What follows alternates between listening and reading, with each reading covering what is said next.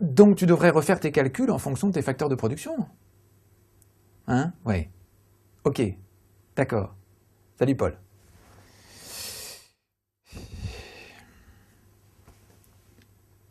Ah, vous êtes là? Ben justement, je viens d'avoir Paul, mon ami Paul, au téléphone.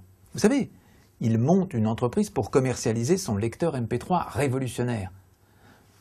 Si vous ne le connaissez pas encore, je vous invite à regarder notre vidéo précédente, les facteurs de production, travail et capital. Bref, il me demandait des conseils quant au choix de ces facteurs de production.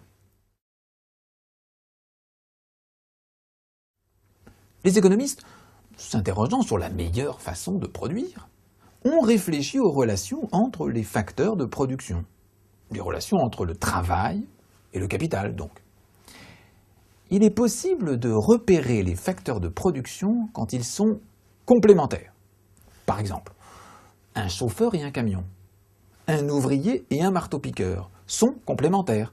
On ne peut pas utiliser l'un sans utiliser l'autre.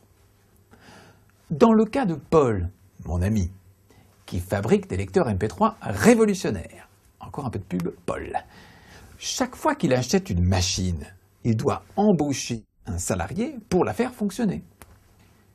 Mais les facteurs de production peuvent aussi être substituables, c'est-à-dire que l'on peut remplacer l'un par l'autre en fonction de son coût. Par exemple, la terre peut être remplacée par des engrais, le travail humain agricole par une machine, une source d'énergie polluante par une autre qui l'est moins. Un exemple. Ok, il suffit de demander. Paul a acheté un logiciel de dictée vocale très performant pour remplacer le travail d'une de ses secrétaires.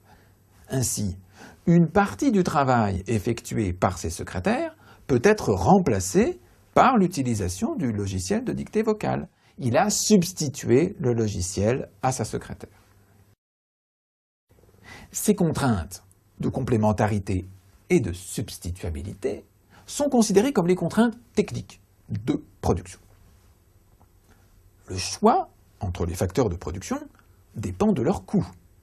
Coût du travail et coût du capital.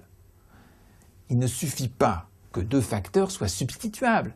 Il faut aussi que les coûts d'utilisation rendent intéressante cette substituabilité. Les économistes ont mis en évidence que la relation de complémentarité entre les facteurs de production peut se transformer en relation de substituabilité grâce au progrès technique.